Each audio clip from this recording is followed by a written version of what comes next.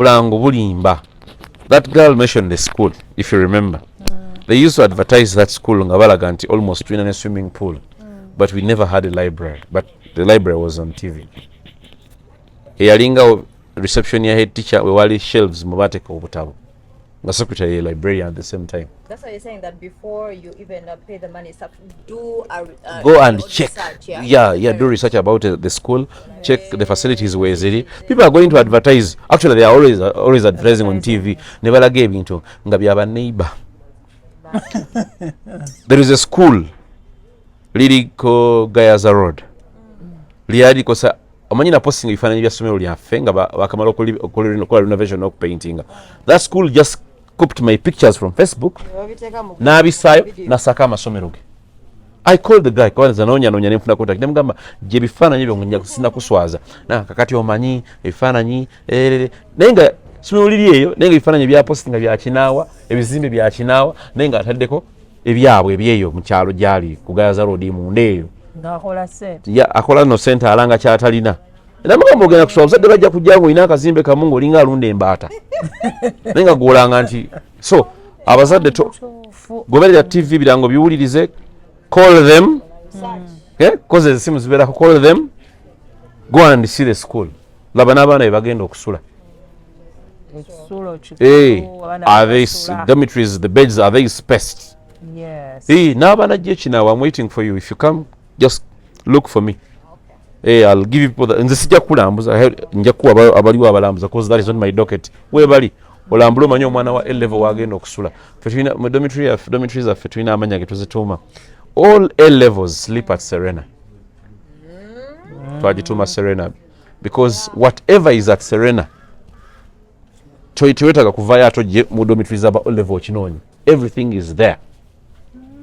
And with the 2 years from now, tuyinza okujjawo eringa Serena currently tugimodifying into something big and better, inshallah, with the time. Inshallah. Because the school is growing, though it is old, it's growing. I'm glad. Also looking good. Wow. Should I also mention that I'm also searching? Oh, like to cheat. By the way, these things are recorded. Osale bigambo. The thing was, wagambi ononya. Nangamba tetwenoonya tuyinza okwetomera. That was the fact. Ndeka. Mama ngenda kukyosha. Sambi kyero ngakyagaza. Sambi ekyeru ngina kikola ki. Okiyita kya decoration nti ngina kutamala kyo ku mutwe.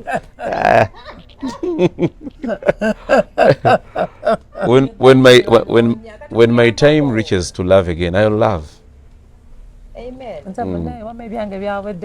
But I have a friend. I have friends actually that I chat with. Yes, I have friends. So you see, and you know. No, we chat. But actually, I may be even having a text from them because I don't know.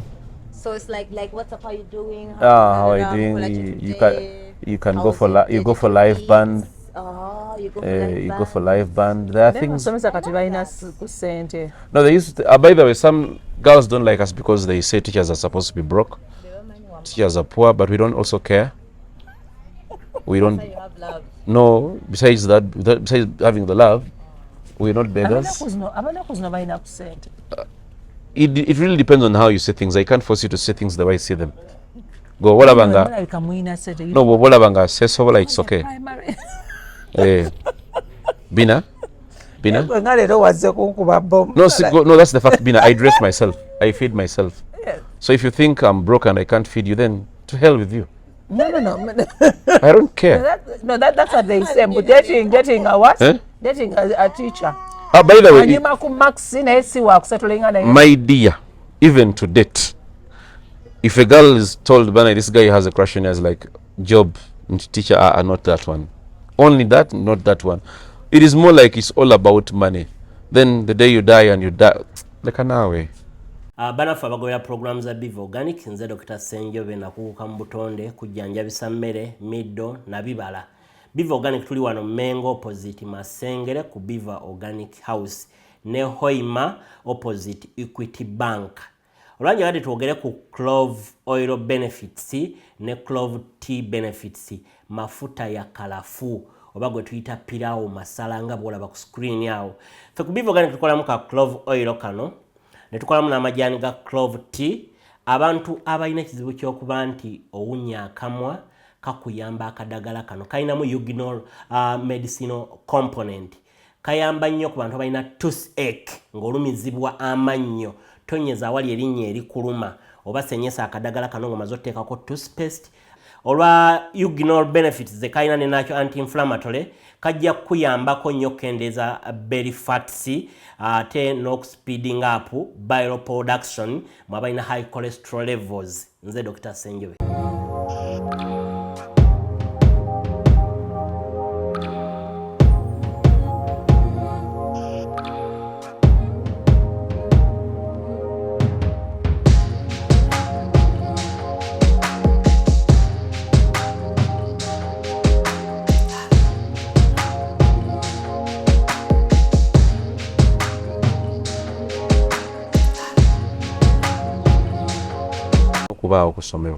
Actually, today they are receiving senior ones way bali. There are cases zijanga omuzadde agamba omwana ono alina mbwati ne bwati direct wa kansala. Omwana oyo namukwasa kansala. Kansala namanya bana handling omwana oyo. So we are not only focusing on academics and the skilling. Tulina n'okufa ku mpisa by the time the kid is released from our schools alina okubanga ali all round. Ate n'ekirala nti fenga bwe tweyise twagana abaana baffe betusomesa beeyise. Yes, kati omwana gwe teacher number emu gwino kubeera role model omwana. Number 2 engeri gyo instilling amu empisa na buli kimu eri omwana muwa obudde. So we give them time, we talk to them, we brief them on each and everything. We are professionally, besides this and everything, whenever you teach a class as a teacher, spare 5 minutes towards the end of the lesson obulira abaana anything of your choice. What I normally do is make them write as I teach. At the end of the lesson, next last 10 to 5 minutes, write me something that is itching. I'll explain to this. Then they ask you questions about their life. They ask you questions about our country in general, because I also teach history. They ask you questions that are political, and they need answers. Some of these questions bakubuzanga biri off the topic, off the books. Nenga generally bagala information. Kuba kona chibayiganga abana. Kaza isemba ye wange lwaki tulaba abaana abamu nga bagwa. Is it the problem of the teacher?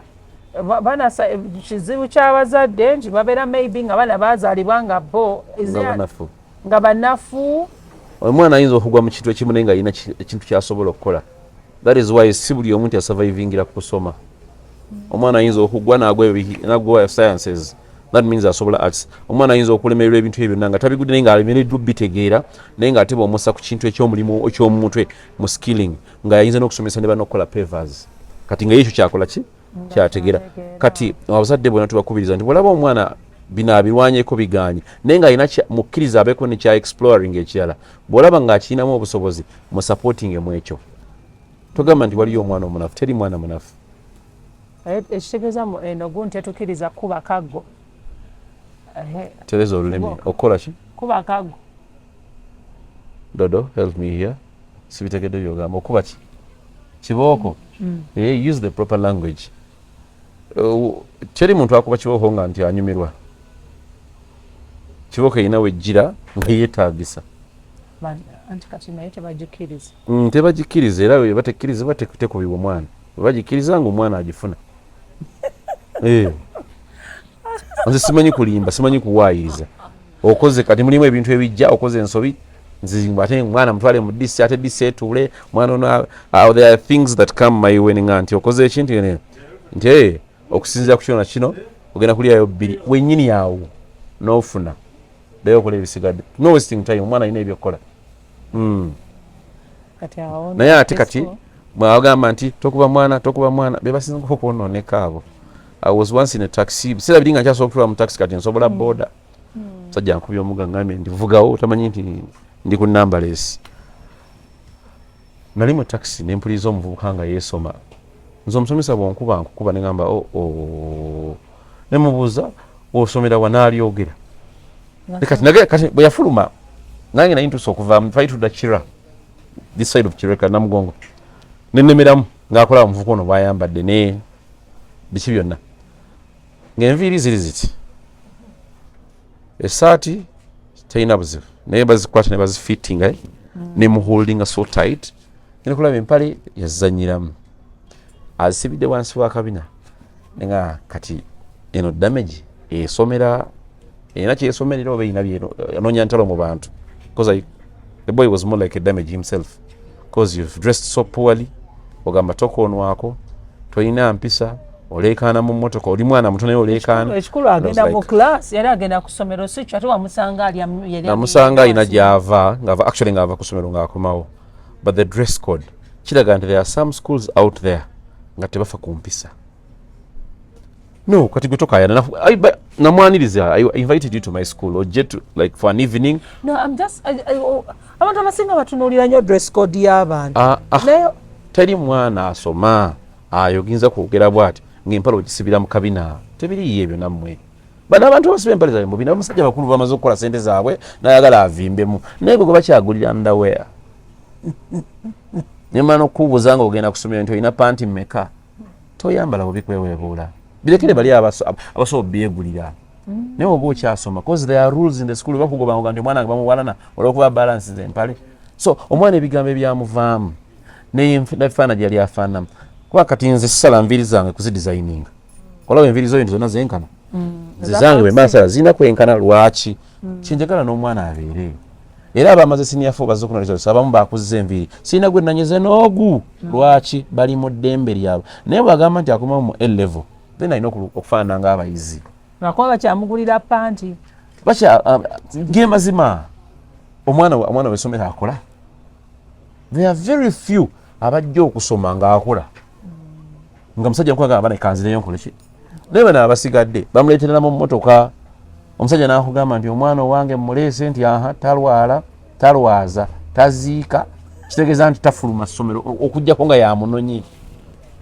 so kati ekintu ky'engoye ekikulu nnyo nga tabeera mwangu ekintu ky'engoye ekikulu nnyo nze nkubula ekintu ky'engoye ekikulu nnyo kati gwe naawe kati beera w'amazima n'osanga mutabani wo ng'agisibye eri wansi ekka enviiri ziri mu bbanga ziti bwamutwala kusoma would you support that? It's a new trend. Would you support that? Sagala yogererwa kamera eri nti new trend ng'omwana owo kikusanyusa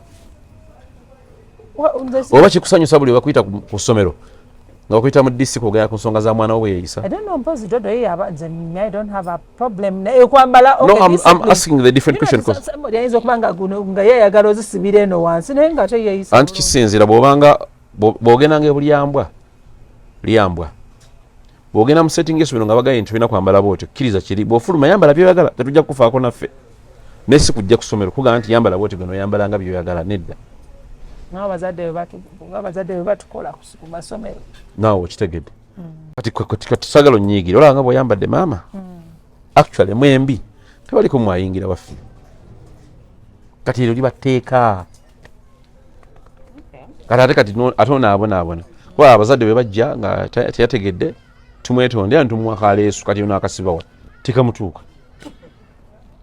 ngwano kaleesu nga lwaki mukampa kiki kyolabye eno ntereseyo n'eno lwaki olowooza nnyo ku byoteresa ani agambye bikwekule era sibikwekudde kirungi oli mu kamera muwenoonera nze nkufaako so munnange kyekyo empisa kiba kikulu kubanga ffenna singa tetwalina mpisa singa twalituse bwe tuli mwemwina bantu bemukolagana nabo nga mukolagana nabo lwa mpisa era waaba akunyiiziza omwesalako saagala kukujjukiza naye nga naawe okimanyi empisa me I wouldn't mind naye nze kyesitategeera is that okubeera nga ennyambala ekwataganirawa n'empisa pozi nga bwogambye nti bakyabagulira naye nze nkugambye kkiriziganya nange nti bwogenda nga awantu nga waliwo dress code yaabwe eba yeeyo there are schools ku Masaka Road Dodo nga oba tosibye ettaayi tosomesaawo ku basajja oba onfuna ng'olina onyweza amataayi nga omusajja olina okuba ekikalu osibe ettaayi nga tuyinza kwambala siriiti osomero limu abaana abalenzi oyambadde siriiti lwaki ofuuka ekikemo kati kyekyo toyambala ngoye nnyimpi bano mulimu abaana abalenzi omwana akugamba ekigambo n'onyiga n'ogenda n'omuloopa naye nga gwe buzibu wamukyokowozeza gwowoza trend era naye Katonda alina ebintu byakola nga yabiteekateeka nga mutuufu yalina ensonga lwaki yabikola tosobola kubeera musomesa tosobola ekyo gwe okyogedde twagala nnyo kumalayo bintu byendese mu bbanga. Problem solved. Problem solved. Bamusedde mu katale ayombesa kkubo. Gwowedde. Ogenze mu katale bakusedde ojja mu kkubo oyomba kale nanseera naye ng'ovuddeyo ddeyo eri.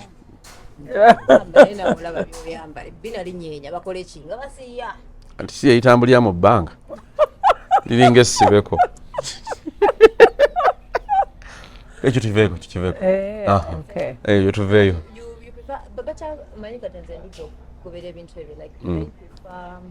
Do you prefer schools that like boarding schools Government, you say? No, boarding schools, for example, particular boarding schools as mugabagamba we know kamba uniform. Then as mugazagamba later layer muleyo mu manji baleta would you prefer like ngatapakiza layer ya day or No. Layers zibamu kati now what schools have tried to change until they even limit the layers or later.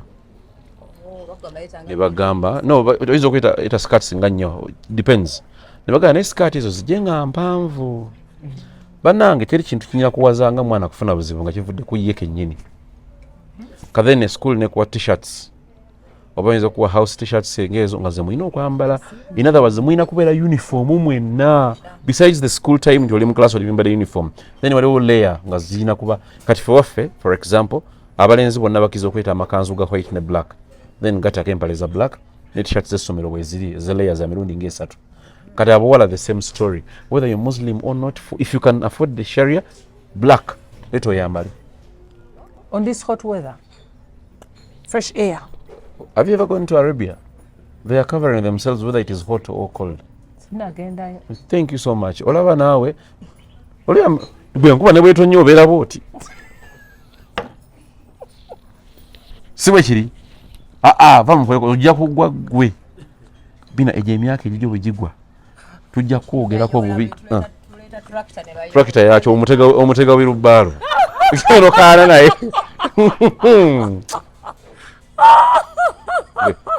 mulimu abantu nga bwogwa tokyakola mawulire kubanga egyo emyaka gireka givuga omulambo ku ggaali akati singa agwa abo bakutega era otege mulimu teekamu omutwe n'obinula oti nze nyamba ogenda kugwa ate waliyo amayinja kino kintu kiri hard ufaaki oyala kusetukanera omusolo gumuluma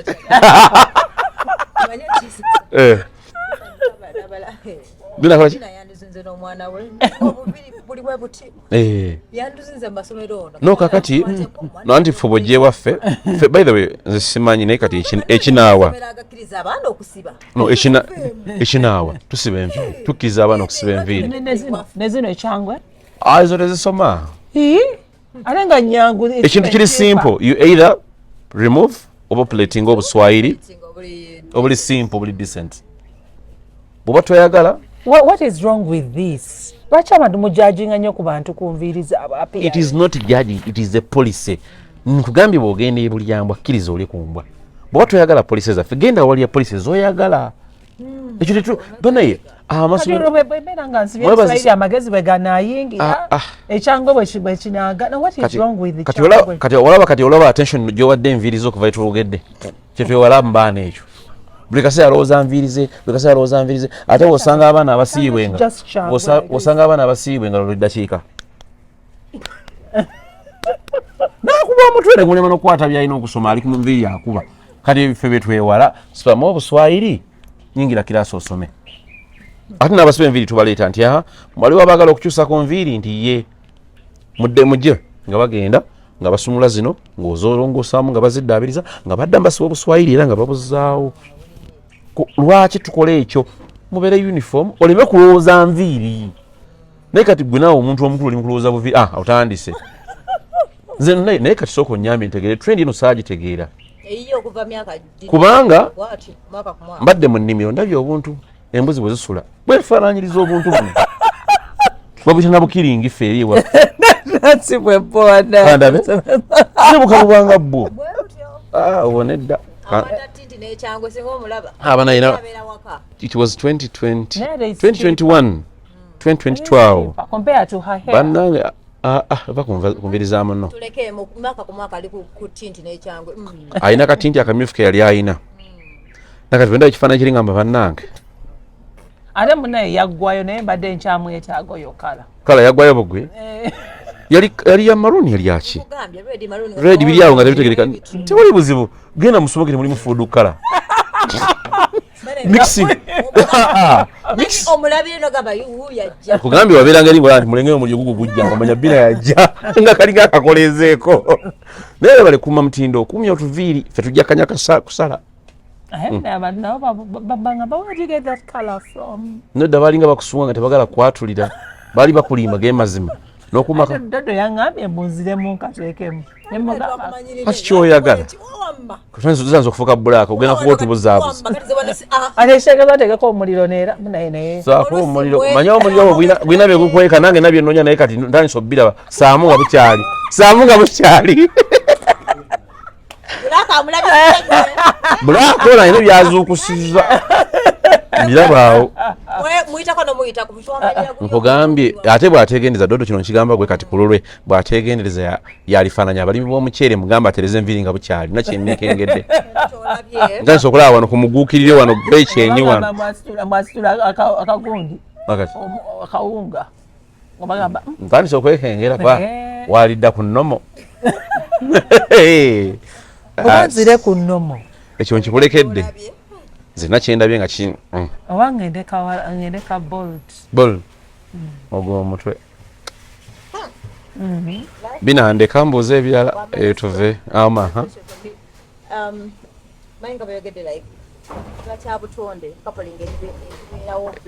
coupling in school how do you handle that? Like, I don't understand. We handle it. There are those that really persist, but we handle that because, like it or not, in each and every school, mubamo coupling yagala gana for as long as it is a mixed school.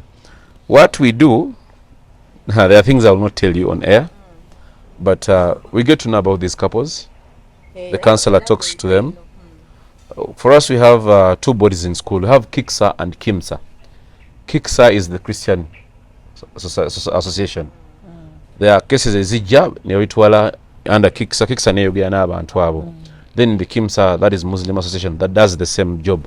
If it persists, then abo nebagenda patrons baabwe nebabatwala abantu abo ewaba counselor. So the counselor talks to you, nebakulaga challenges, netukola sessions, rumuze tukola general sessions. Betula bachiganye, then we Suspend one. no, we go to the DC, they invite the parents. It's a long process. Wow. Just in case it fails. Because oyinza ogamba omwana kino kimukola kyamu kiveeko. Nebasigala nga bakukuta. Kati ate mukukuta baba baagala nnyo okubaako ne bibagezesa. I'm this kind of person akugamba openly nti bw'okola kino ogenda kufuna kino. And I beg all teachers and parents would do the same. Abaana, be open with them. Abaana bakuze. Tubabuulire dangers z'ebintu bye bakola. So we tell them the dangers and everything. Others change. Namanye ennaku ye nti yakusoma. Others pretend to change and remit during holidays. Kati awo netukirekera eyo. So we try our best because we cannot say we are the best if it in handling that, because my dear, when nature calls, I know this was the guy muchikola mutya. we handle it, but there are cases that zijjanga ziri way too much. We send you, we call parents, we send you off. Because among our rules, which are grave cases. Yeah, there are grave cases. For copper is a grave case. Is it a grave? It's too much. Twagala omwana afulumenga weesobola. Ekituyambe ndi mu new curriculum kyokopa tukulimu lwa nsonga. Tosobola kulingiza wa munno scenario mu kisoma kye kimuli omu ategeera kiki buli omu kyategedde kyawandiika. Tosobola gamba nti awandiise maize naye kamuwandiike maize bikwatagana bitya. So we handle such cases. There are cases that come nga biri too much, but we handle them, we try. So grave case ebeeranga coping. Nkode coping kubanga einako weegwa naye si nnyo, then mulimu enjaga. Wetukufunirako bwetuki. Wetukufunirako. Tono n'abaana b'abandi. Katuyina abaana basinya 1 bannange. Abaana bakoze P7 nga bato. My goodness. Nalabye ebirenze. Ebito. Ngenda gekudde kuzanya nabyo enkya Monday nja kubeerayo kuba nfiiriddwa nyizo obutale naye ku makya kuzanyako nabyo. I really loved them. So young. Then mulimu fighting. We don't tolerate fighting. Ubujjamu mwana abandi eriso. omwana ayinza okuba mwana munne n'amukola ekikyamu omusajja nagamba munsasule nga ne fees bakyakubanja kati fighting waffe tetukola n'ebirala bingi kese ziringa 10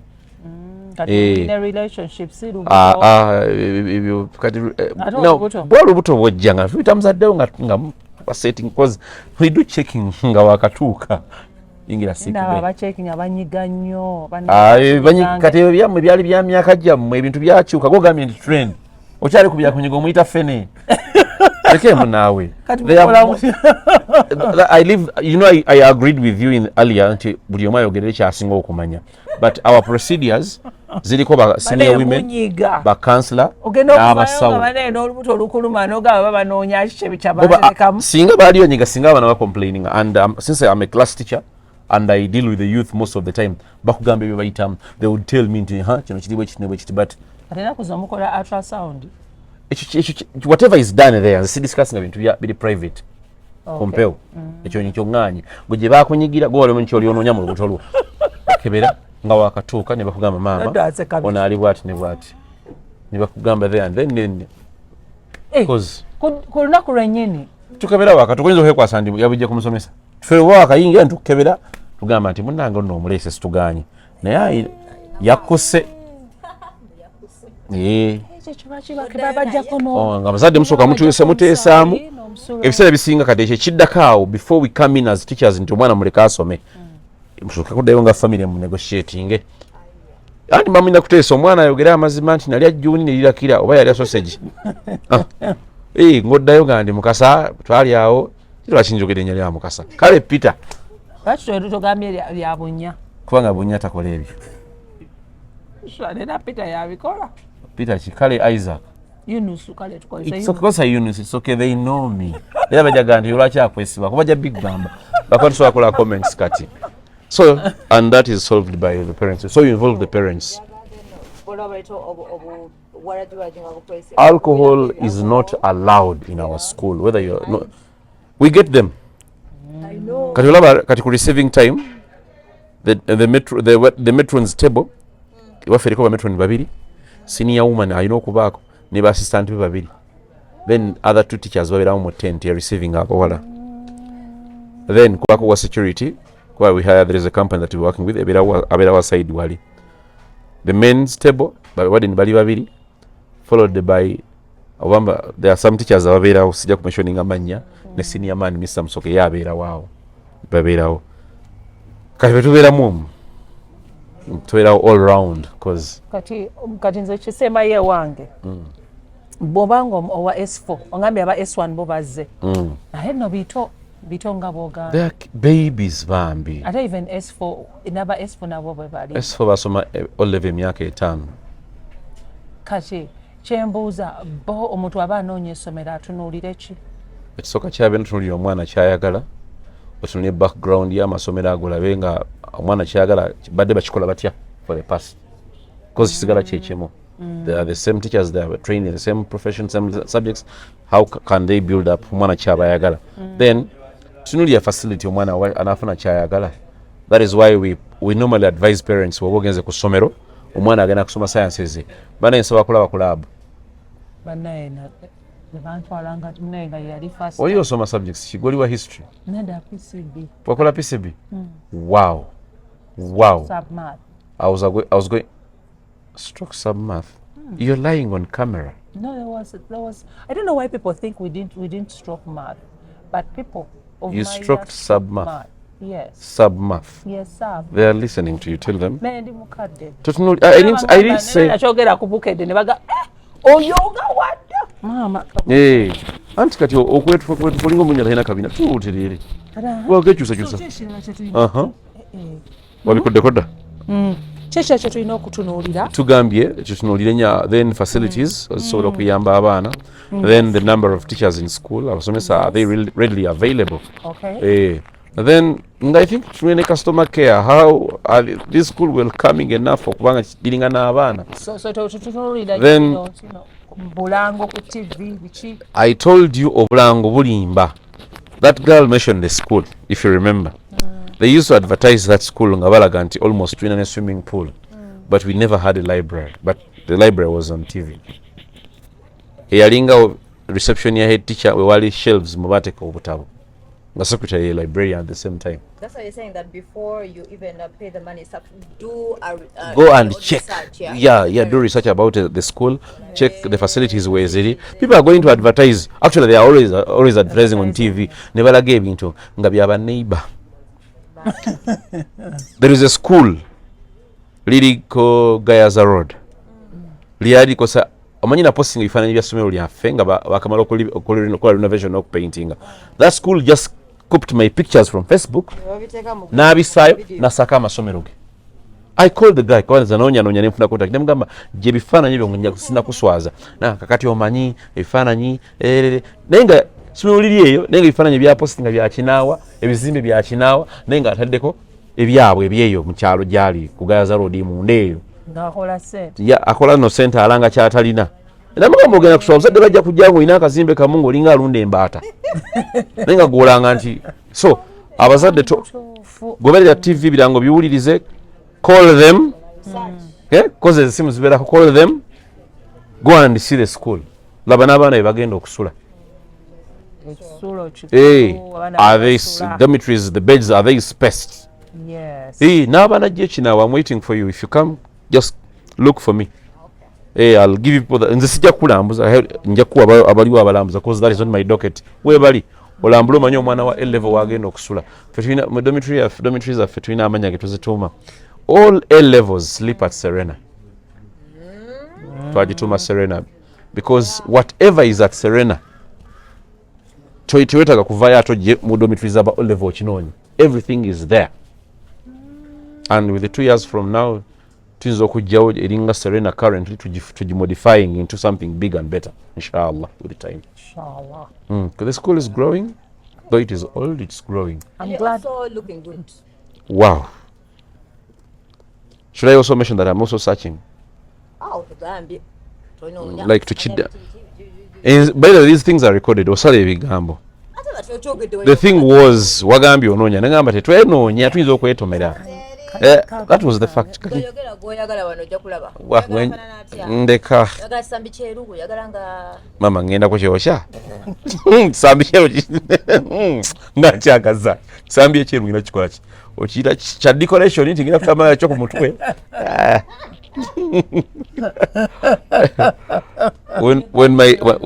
When my time reaches to love again, I'll love. Amen. But I have a friend. I have friends actually that I chat with. Yes, I have friends. So you see, and you know. No, we chat. But Actually, I may be even having a text from them because I don't know. So it's like what's up? How you doing? How are you doing? You can go for live band. Oh, you go for live band. There are things. No, they used to, by the way, some girls don't like us because they say teachers are supposed to be broke. Teachers are poor, but we don't also care. We don't. No, besides that, besides having the love, we're not beggars. It really depends on how you say things. I can't force you to say things the way I say them. Go, what abanga? No, what abanga? Say so like it's okay. Bina? No, that's the fact, Bina. I dress myself. I feed myself. So if you think I'm broke and I can't feed you, then to hell with you. No. I don't care. That's what they say. But getting a what? Dating a teacher. By the way, my dear, even to date, if a girl is told, Bana, this guy has a crush on her, like job and teacher are not that one. Only that, not that one. It is more like it's all about money. Then the day you die and you die, like an hour. We don't know. You know, one thing I hate in life, I could do to na fashion no kusaka envidia ze bay. Beba manyi. Nomsanga alwana gane envidia bakuse kana katsimanyi ka ponytail, simanyi kano ka pony ya ke bansibye ka mitwalo munana nengo mutwe mukalu. Why you? Webale nnyo nengo fachi. Omutwe mukalu atogutaddeko sente. Sente zikolemu ekirala kyoba ofunamu ekyamakulu. Sikola naawe entondo. You look at these girls in town nga beeraga basula bana mu room emu amagulu basulanga rulers bagenda amagulu gali kuganne waago we gati nenga baba ayambadde heels nakola makeup ngalinga flaga ya Vietnam nayo kajerega buli kiramu nomukona kona excuse me ate bayiga excuse me naba teyasoma nale kaga nga yiraga no really you like you're not even worth it. Who did that to teacher Bunya? Not me, but I've been observing these things. It has run in anger. Why would you do that? Nenga, don't give them time. Don't give them time. This is a good man. Don't give them time. There are girls that aren't worth it. They're not even worth it discussing about them. So you stay with your brother thighs. But would you marry your student? I cannot marry my student. If I really could do that, I would have done it long time ago. Because I started teaching in 2012 when I was still at campus. Officially, I started in 2015. I've taught them. They are beautiful. They are elegant. I've seen them grow. Yes, but I can't. I you have groomed them, so why not marry? I've not groomed them for myself. No. Love. Actually, last time when we were in Tinder, love that depends on how you say things. It depends on how we perceive things. Kadinze, my student is my daughter. I don't think otherwise. Whatever you say,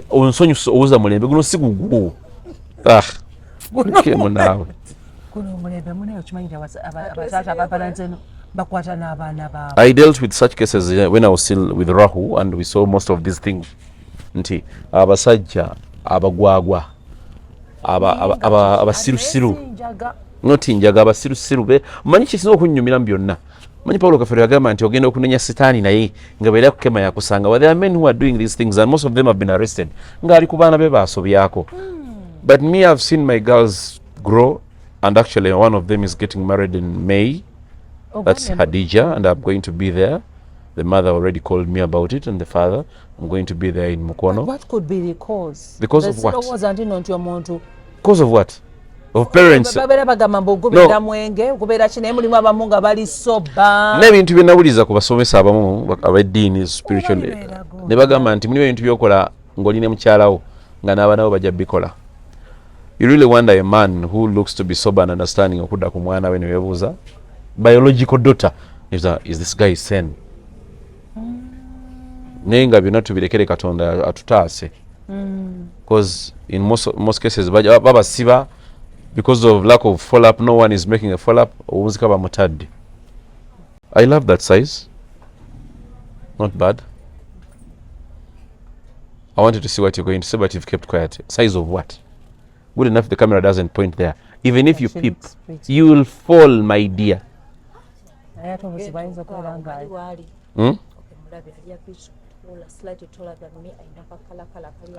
If she's taller than you, then she's not worth me. She's tall. How will the fact stands?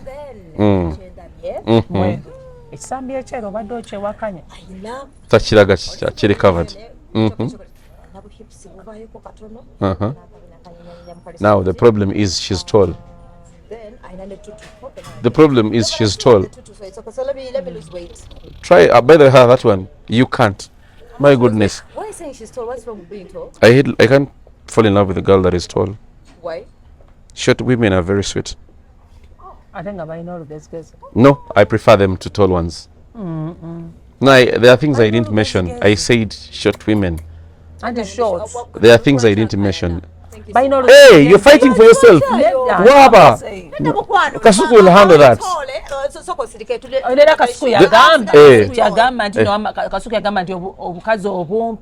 Auntie Kajwa, taste and preferences. I'm tall. I can't go for a tall. I don't know. Katoyinza okubeera ng'oli awo oli ku bumpi naye nga twa bumpi n'ebiwoowoolo byagwawo nga bali ku shisha.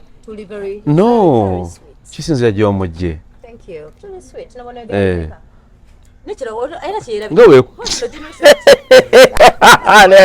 no ofira ko muno no kati no generation one might it's understandable, it's not yours ate walikoze eki walikoze eki tuleke muno naawe tereera tula mu kamera ensi ekulaba olwanira ki tontabula oba oyagala kubaako nabyotereka woga byakuuma byakulwanira genda ku museum wano tewali kikyo museum direct bannange ekintu kiri kyoyogedde ekyabazadde okukwata abaana mbadde gyekiri gyebiri bingi ate gwoza abazadde oba lwakubanga nsokoleke mugune Masabunya oba lwakubanga oba tubeera nnyo abazadde baffe ndoza tulina okubeera nga waliwo emyaka gye tutuuka ne tutandika okulekera okubeera omwana awezeza emyaka 25 lwaki osula mu nnyumba emu ne bazadde bo ng'oli mulenzi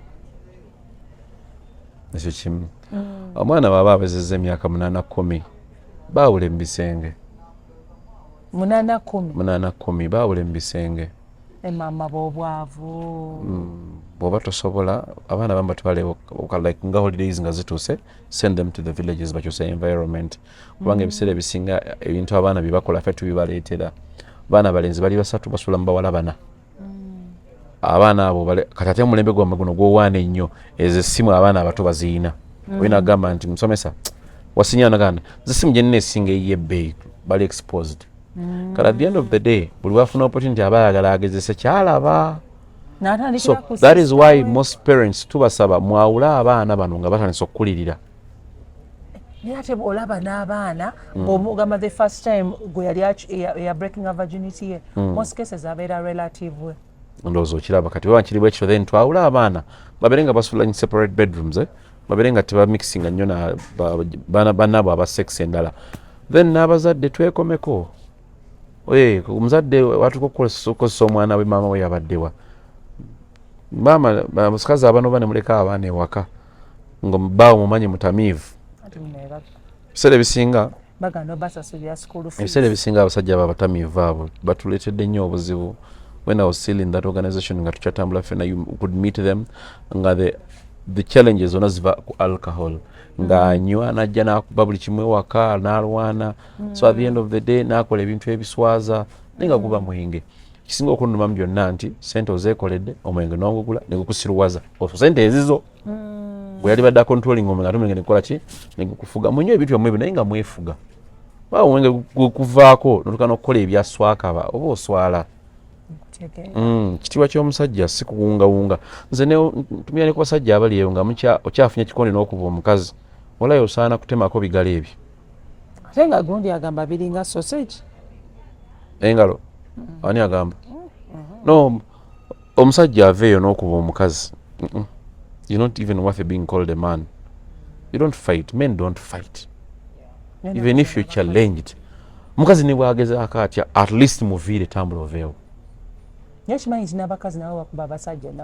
Mulimu abakazi abanyoomi naye ojja gwa ku muntu nga obwongo tebukola akuddiza oluyi olaba bwolabu nga bakwetooloola bati kati ffe kyetwewala okuba abakazi. Look at my 5 fingers. No, just look at my hand. Laba mu kibatu kyange. Imagine I land a slap on a girl. Could she say the same? Kikaluba.